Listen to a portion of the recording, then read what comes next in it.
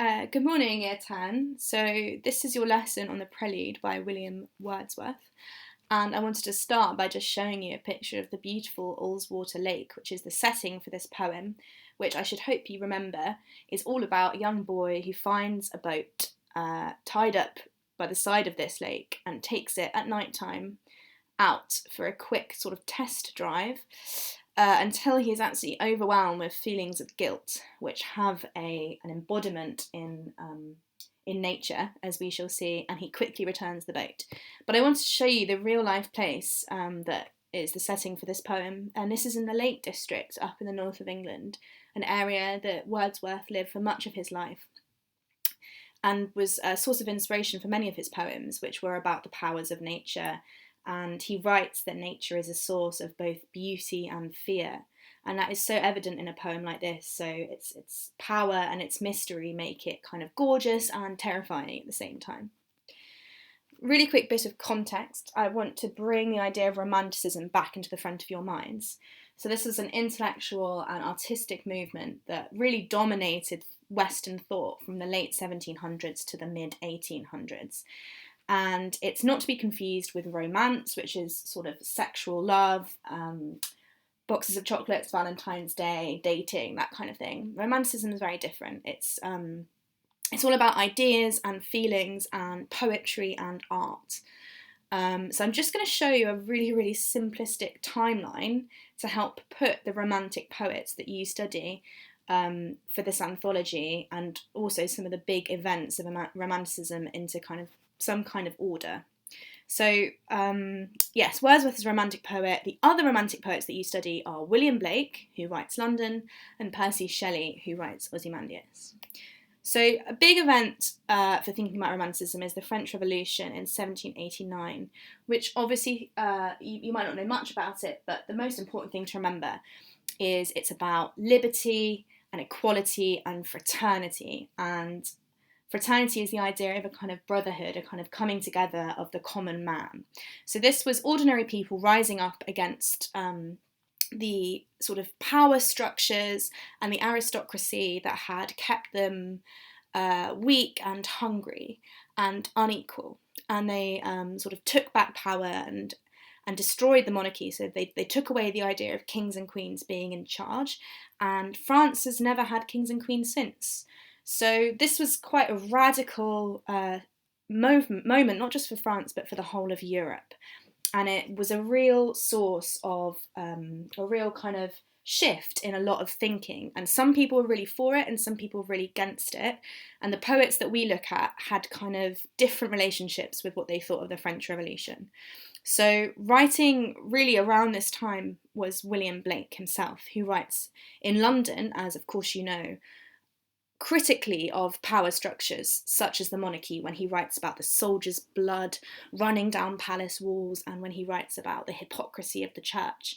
So he was someone who showed some support for revolutionaries and the ideals of the revolution, but also kind of flip-flopped a bit too and had other moments where he doubted the violence that was involved in the revolution, because there was a lot of murder and guillotining and bloodshed, and obviously that was something that he found difficult to deal with, even though he thought maybe the ideals underneath the revolution were right. Now we have William Wordsworth. So Wordsworth comes after Blake, and he writes the first version of the Prelude in 1798. But this is something that's important to remember about the Prelude. He publishes a different version a few years later in 1805, and then another different version in 1850. So this was really a lifelong kind of project. It was an autobiographical poem, so it was a poem about his own life, and he kept coming back to it and improving it. So yes, the very first version though was right at the end of the 18th century in 1798. Then there's quite a significant gap before we have Shelley. So Shelley's what we call a later romantic, and Blake and Wordsworth are early romantics. And Percy Shelley writes Ozymandias, which, a bit like Blake, shows a real kind of scepticism for certain kind of power structures and monarchy and inequality. But he too kind of was oscillated between support and criticism of the French Revolution and the sentiments that underpinned it. And then it's important that you keep an idea of when Romanticism stops. So in 1837, Queen Victoria becomes queen, and we have the start of the Victorian era. So Tennyson, who writes Charge of the Light Brigade, and Browning, who writes My Last Duchess, are Victorian poets, not romantics. But that's not to say there isn't some overlap between these two periods, because as I've already said, Wordsworth published a version of the Prelude in 1850, which is well into Victoria's reign. But it's just important that we don't get muddled up here. So the Romantics came before the Victorians, and they come in this order: Blake, Wordsworth, Shelley. So that's just a bit of context to place him in a sort of timeline with the other poets on the course. So what does characterise Romanticism? As I've already said, it's not flowers, chocolates and Valentine's Day. And there is a great video from, it's called The History of Ideas, Romanticism, which you can watch on YouTube. Either ask your teacher for a link or just type in History of Ideas, Romanticism and watch it. It's only about 10 minutes long, and that will do a much better job of summarising than I will do right now. But just to quickly go over some key ideas. The most important thing to Romantics is the imagination. So the imagination is superior to reason. And it's reason is basically what we think of as like kind of cold logic, perhaps a more scientific way of thinking. But for the Romantics, it's all about the imagination, what you can create, what you can suppose to be true. And linked with this, there's a real emphasis on subjectivity and the individual. So subjectivity stands in opposition to objectivity. And when something's objective, it's like a hard fact or a truth. And if it's subjective, then it's more changeable, ambiguous and dependent on a person's views. So they were really all about emphasising how different perspectives saw the world and how individuals viewed and interpreted the world around them. Then, as I've mentioned, sceptical or even radical views of traditional power structures, potentially supporting the French Revolution. This can often result in a sort of religious scepticism, with some Romantic poets seeming to worship nature more than traditional, more than like the Christian God. Shelley, for example, was an atheist, which was so shocking for the time. A solitary life full of intense emotion. This was not necessarily so much a reality for the way they lived, but more for the kind of persona they created in their poems. So a classic Romantic poem is all about somebody wandering alone through nature, reflecting in very deep emotion on all the things that he sees. So solitude is definitely a sort of overarching theme of this art. A real devotion to beauty, usually natural beauty, so the beauty of skies, trees, lakes and forests as opposed to women or men. And as I've said, and perhaps this is the most obvious one, a love and almost a worship of nature. So nature really is the kind of domineering force of a lot of this poetry. So let's move on to the poem more specifically. So the Prelude, as I've mentioned, is a long autobiographical poem in 14 sections. So it's big. It's like a short novel in length, and he worked on it throughout his lifetime. It shows the spiritual growth of the poet. So this is kind of like, these are the events that made me who I am. That's what Wordsworth does. He describes these events and he poeticises them. It's very important to remember that we only study a tiny part of this huge poem. So it's an extract from the Prelude, not the Prelude in its entirety. But he was very inspired by memories of events and visits to different places. So he writes about this trip he took to the Alps and the beautiful mountains and the snowy mountains there. And yes, this is a great quote to think about the kind of thing he was setting out to do when he wrote the Prelude. It's a poem on the growth of my own mind with contrasting views of man, nature and society. So there's a bit of inconsistency here, as we all experience in our own lives, of course. And there's a nice parallel with Blake here, who wrote that without contraries, there is no progression. So opposition and contrast is necessary for the growth of a person's mind, but also for the growth of society. So that might be an interesting thought to have in your head as we approach the poem. Oh, there you go. I did get the quote on there too. So yes, it's an extract from the Prelude. This is a short extract taken out of a very long epic poem. And this description of Wordsworth as a boy stealing a boat is just one moment from his childhood that he describes. Just want to get that really clear. I'm going to go over the plot really quickly before we even read the poem. So in this extract from the Prelude, the young Wordsworth is led by a personified nature. And he takes a boat without permission for a row on Ullswater Lake at night. We're going to come back to this idea of personification later. His feelings of guilt summon up a vision of the mountain opposite, looming out of the darkness as if to punish him. So this is his imagination, which we know was really important to the Romantics, really taking hold. And although Wordsworth quickly returns the boat, he is haunted for many nights by the memory. And I remember we spoke in my lessons about this, the trauma of this experience and how that kind of parallels some of the other trauma that we see within this anthology as a result of conflict. A little note about form. So this is, as I've said, an epic poem, and that essentially means it's a long narrative poem, traditionally about heroic deeds. So famous epic poems include like the Iliad and the Odyssey, which are really ancient poems about heroes and gods and battle. But what's important is that they have a narrative element. So they're a story or lots of stories all put together. And this poem has the following epic poem conventions. So it's written in iambic pentameter, but there is no rhyme scheme. And we call this blank verse. So there's rhythm to it, but not rhyme. It's not like a London, A, B, A, B. There might be some rhyme, but there's not a sort of strict rule as to how that rhyme sounds. But we do have iambic pentameter. There are mythological references, and we can see that in this extract, for example, when they talk about the boat as an elfin pinnace. And there is perhaps a sense of a hero, only here perhaps that hero isn't Wordsworth but nature, which is really mythologized here as kind of all-seeing, all-powerful and punishing like a kind of god. So it certainly has a lot of these epic poem conventions. So let's read the extract now. One summer evening, led by her, I found a little boat tied to a willow tree within a rocky cove, its usual home. Straight, I unloosed her chain and stepping in pushed from the shore. It was an act of stealth and troubled pleasure, nor without the voice of mountain echoes did my boat move on, leaving behind her still, on either side, small circles glittering idly in the moon, until they melted all into one track of sparkling light. But now, like one who rose, proud of his skill, to reach a chosen point with an unswerving line, I fixed my view upon the summit of a craggy ridge, the horizon's utmost boundary. Far above was nothing but the stars and the grey sky.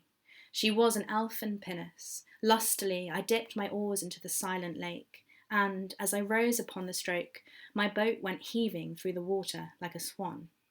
When, from behind that craggy steep, till then the horizon's bound, a huge peak, black and huge, as if with voluntary power instinct, upreared its head. I struck and struck again, and growing still in stature, the grim shape towered up between me and the stars, and still, for so it seemed, with purpose of its own, and measured motion like a living thing, strode after me. With trembling oars I turned, and through the silent water stole my way back to the covert of the willow tree. There, in her mooring place, I left my bark, and through the meadows homeward went, in grave and serious mood. But after I had seen that spectacle, for many days, my brain worked with a dim and undetermined sense of unknown modes of being. Over my thoughts there hung a darkness, call it solitude or blank desertion. No familiar shapes remained, no pleasant images of trees, of sea or sky, no colours of green fields, but huge and mighty forms that do not live like living men, moved slowly through the mind by day and were a trouble to my dreams. I've just got a quick picture here of the kind of boat that he describes with this probably unfamiliar word of a pinnace, but it's just a very small rowboat. So let's go now to a closer analysis of individual lines.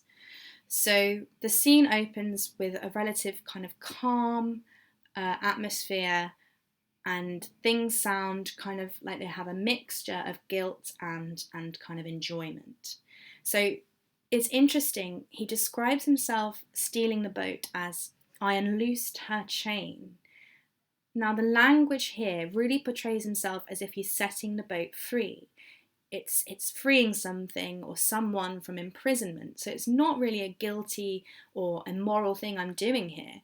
Perhaps his language is arranged in that way to make himself feel better about this crime. He's a liberator, not a thief. And then we go on. So he recognises that it is an act of stealth. That shows that he knows he's doing something wrong. And it brings him only troubled pleasure. This is what we call an oxymoron, because we're colliding opposite ideas, feeling troubled, feeling pleasure. So it's certainly something he knows is wrong, but he's got that kind of thrill that we might get when we're doing something that's not quite right, but that is exciting, perhaps, for that fact. And remember, he's only a boy, or perhaps a very young adolescent in this poem. This line is really interesting and probably worth remembering. Nor without the voice of mountain echoes did my boat move on. So we've got this personification already beginning, because the mountains have a voice. And there's a foreshadowing here, which means a kind of looking forward to events that happen later in the poem. It's like the mountains already beginning to sort of chastise him. That means tell him off, before we've even got to the kind of the crescendo, the climax of the poem. There's a hint of you're doing something wrong. Perhaps this is actually a projection of his guilty conscience. So the guilt within his head is tricking his mind into thinking that the mountains are talking to him. So let's move on. Again, we've got this peaceful tone. Nature is beautiful and tranquil, leaving behind her still on either side small circles glittering idly in the moon until they melted all into one track of sparkling light. Idly, by the way, means kind of almost like lazily. So everything's quite relaxed. And look at this, this repeated L sound, leaving still side small glittering idly light. It's constant here in his first few lines. Perhaps it recreates the lapping sound of the water on his oars. But we've also got a lovely bit of internal rhyme or assonance. So idly, side, and light. Do you see how they all share that same I sound? So what that creates is a kind of subtle harmony. So we get this sense that everything is okay. Everything is nature's a chord. It's tranquil. Everything's fine. Now we've got perhaps a slight shift. So we introduce the idea of a flawed protagonist. So now, like one who rose proud of his skill. Now, pride comes before a fall. This is a really common expression, and it's one that applies to Ozymandias too, another romantic poem where we see a pride-filled leader is proven to not last the tests of time.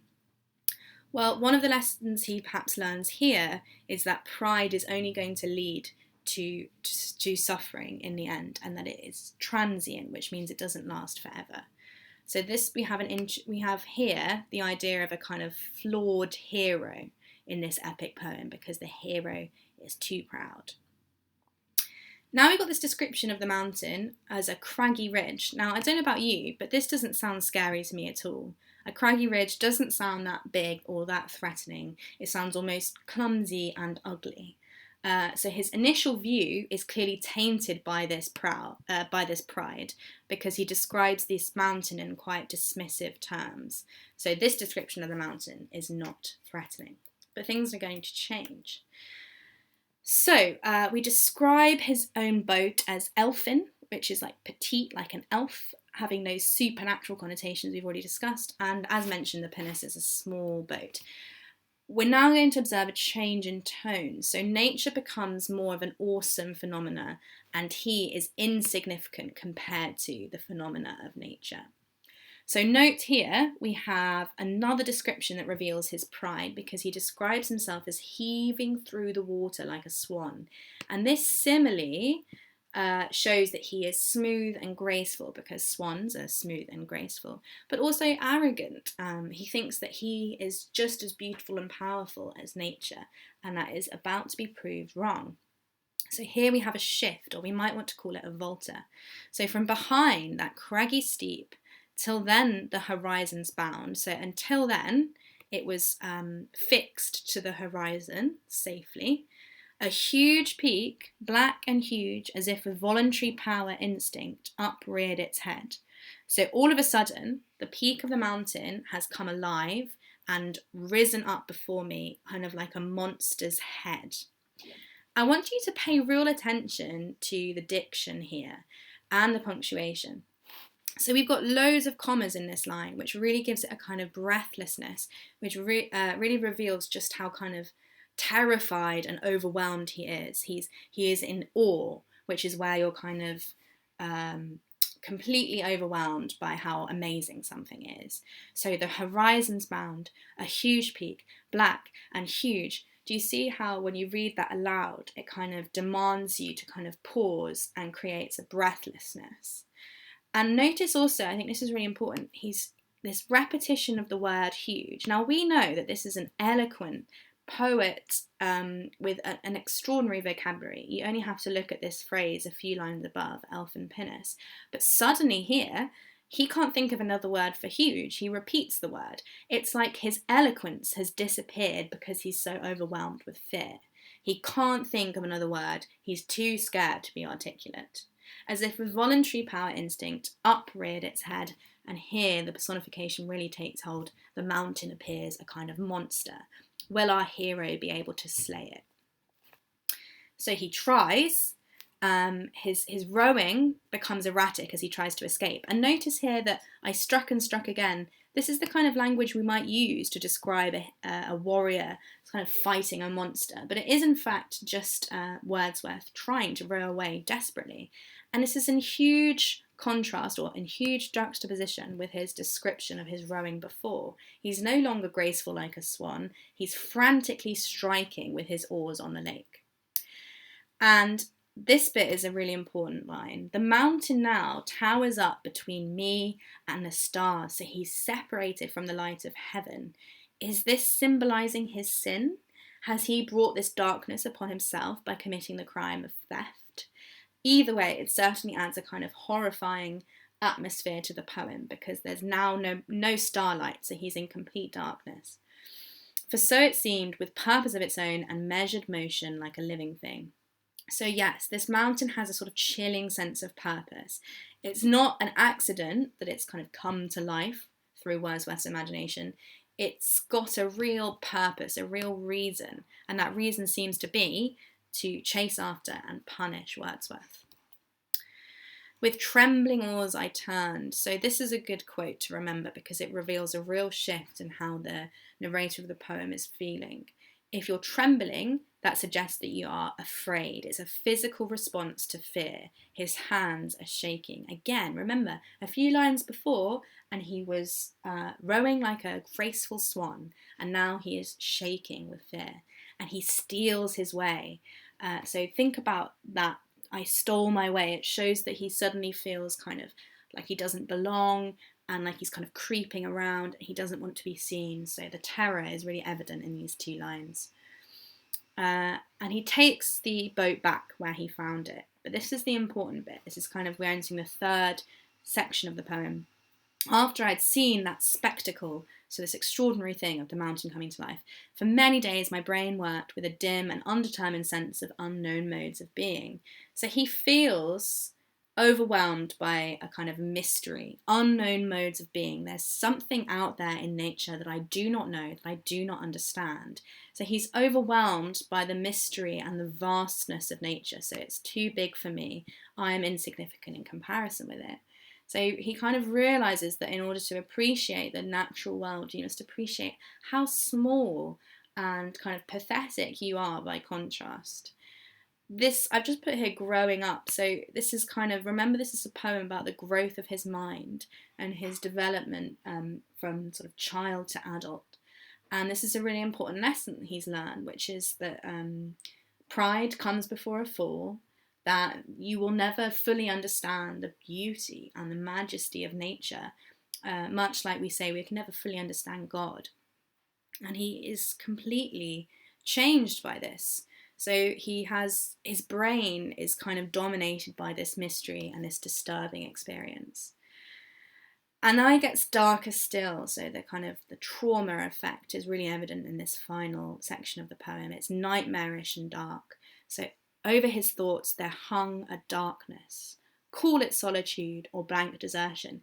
Notice here that those lines suggest they are things that you can call it, but that's not quite what it is. He can't quite name it, so it's kind of a new feeling, this darkness, a bit like solitude, a bit like blank desertion. And then we've got this lovely repetition of the negatives. No familiar shapes remained. No pleasant images of trees, of sea, of sky, no colours of green fields. So he repeats this word no 3 times. After this traumatic experience, his life is coloured by absence. So what is there is dark and mysterious and perhaps unnameable and perhaps unknowable. But what he does know is there are no more beautiful familiar shapes, no beautiful trees, no beautiful fields. So he feels a real lack. What nature once was for him, it is no longer. And then these final lines, I definitely try to remember these if you can. Huge and mighty forms that do not live like living men moved slowly through the mind by day and were a trouble to my dreams. I think anyone who's been plagued by guilt knows this feeling of it not leaving you alone. But in Wordsworth, that's kind of amplified to these huge level, because he feels like there are some beings, unlike any human, unlike anything he's ever seen, that is in his mind and won't leave him alone by day or by night. So he's kind of got a constant nightmare. And notice we've got this contrast of day and dreams that shows how constantly he is plagued by this feeling, by this trauma, by this mystery. So it really does get quite dark as this section from the Prelude draws to a close. I just want to show you this image really quickly because I think this is a really useful illustration of the journey that happens in this poem. So if you imagine that Wordsworth finds the boat here, when he is rowing like a graceful swan and feeling really proud and really arrogant, he is probably at about point A. So when he looks upwards towards the mountains, he sees this craggy ridge, but he can't see beyond that yet because that's just not the perspective that he has at that point. And he can still see the beautiful stars. Craggy ridge, beautiful stars, I'm fine, I'm proud, everything's great. Then, as he rows out further towards point B, that's when the perspective suddenly shifts. So suddenly he sees this much larger peak behind the craggy ridge, and it comes into view. And not only does it come into view, but it obscures his view of the stars. So what happens is he moves further into the lake and the larger part of the mountain comes into his line of vision. But how that feels is like this huge peak suddenly gets up and chases after him and comes to life. So I just wanted to show you that to illustrate the kind of real narrative that happens and is then coloured by this imaginative retelling. So I wanted to really quickly go through some links with other poems. So, this is a typo, that's supposed to say storm on the island. Both of these deal with the power of nature. So Heaney's poem is about the ferocious winds and the battering sea and the vulnerability of man in the face of those forces. And obviously that's hugely similar to this Wordsworth poem.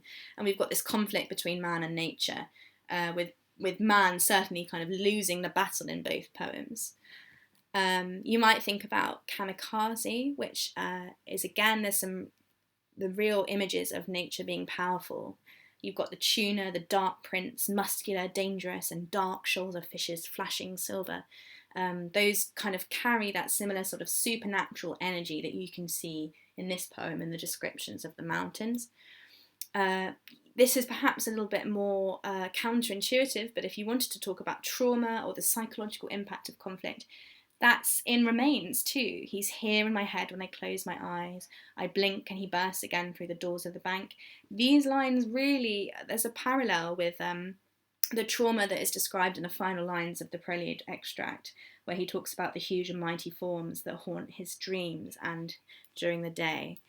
And again, to think about sort of the hostility of nature, you might consider Exposure, where we have pale flakes with fingering stealth. And tonight this frost will fasten on this mud on us. That kind of sense of nature having a kind of evil purpose in destroying, in coming after man, is evident in this poem as in Wordsworth. So that's it. I hope this was a helpful, really quick bit of revision of Wordsworth's The Prelude, and you feel ready to do your work.